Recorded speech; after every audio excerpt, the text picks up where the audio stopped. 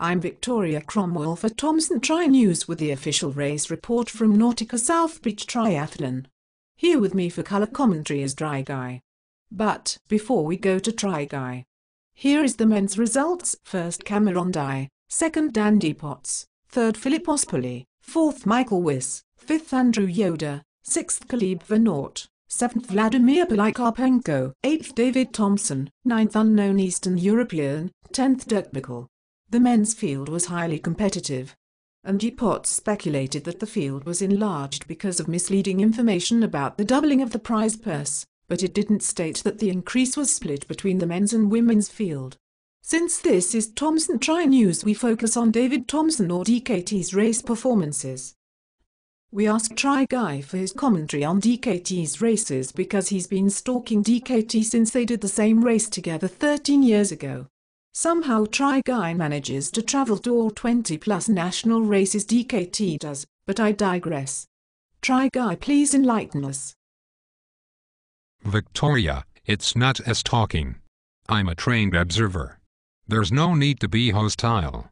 Besides, you guys asked me to be on this news program. True. But this is hardly a news program. It's something triathletes watch at the office on company time. And we have you on as a favor to your wife, so she doesn't have to listen to you talk about the triathlon for the 3 minutes you're here. So how was the race?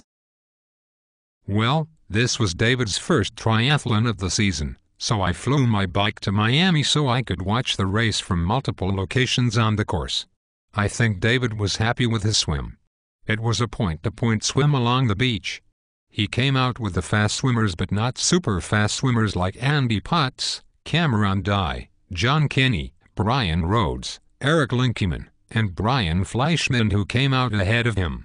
Most of these guys swam D1 in college. It was hard to keep up with these guys on my bike. Were they being pulled by a motorboat or something? Even I can ride 3 or 4 miles an hour. No, but to watch the swim I had to ride my bike down the beach. A disc wheel doesn't handle well in the sand.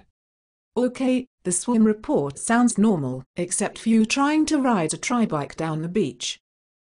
Well, I couldn't just leave it lying around. It's worth 10 Gs. Well, it probably proved more useful on the bike course. You know it. I saw DKT catch the draft pack of about 10 guys 15 miles in.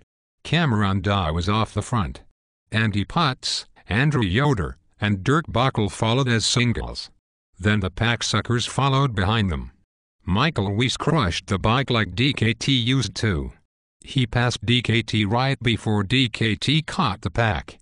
He said, "Michael blew right through the pack. Say bye-bye." Then, DKT ended up leading the pack the last 5 miles into T2. So, DKT started the run in 5th? Yes, but I didn't see it because I rode my 17-pound aero bike up to the run turnaround.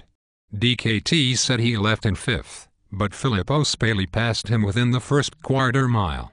Then Brian Fleischman, Vladimir Polikarpenko, and an unknown Eastern Bloc European joined him shortly after. These 4 ran as a group for a while. The problem with this run course was all the beach urchins walking up and down the boardwalk. They would walk right in front of the racers. The Eastern Bloc dude Heismaned a few of them. Brian Fleischman fell off before the turnaround and the threesome made a surge after the turnaround because Dirk Bickle was just ahead. With 2 miles to go, DKT couldn't follow the second surge of Vladimir or the Eastern Bloc dude. He said he was too hot. I tell you what's too hot. His mustache. Smashing. Whatever, that shiz isn't aero. He's got to shave it. Back to the run. DKT's strategy seemed to work.